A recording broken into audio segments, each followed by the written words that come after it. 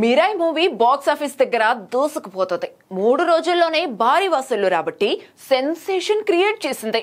ఇదే జోష్ లో 100 కోట్ల క్లబ్ వైపు దూసుకుపోతుంది. మరి మండే నుంచి మిరాయి వసూళ్లు తగ్గుతాయా? 100 కోట్లకు ఎన్ని రోజులు పట్టొచ్చు?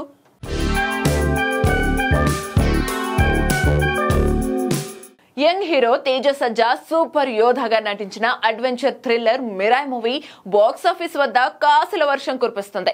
రిలీజ్ అయిన 3 రోజుల్లోనే 81 కోట్లకు పైగా గ్రాస్ కలెక్షన్ సాధించింది. ప్రపంచవ్యాప్తంగా మిరాయి మూవీ 3 రోజులకు కలిపి 81.2 కోట్ల గ్రాస్ వచ్చినట్లు చిత్ర నిర్మాతలు తెలిపారు. అయితే వీకెండ్ కావడంతో మొదటి 3 రోజులు కలెక్షన్స్ భారీగా వచ్చాయి.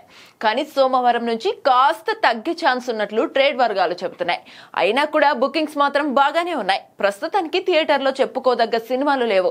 బెల్లంకొండ శ్రీనివాస్ నటించిన కిష్కింధపురి మూవీకి హిట్ టాక్ పడినప్పటికీ అది హారర్ జానర్ మూవీ కావడంతో మిరాయి వైపే ప్రేక్షకులు ఎక్కువగా మొగ్గు చూపుతున్నారు. ఈ వారం కూడా థియేటర్లలో పెద్ద సినిమాలేవీ రావడం లేదు. దీంతో మిరాయికి బాక్స్ ఆఫీస్ దగ్గర ఇదే జోష్ కొనసాగే అవకాశం ఉంది.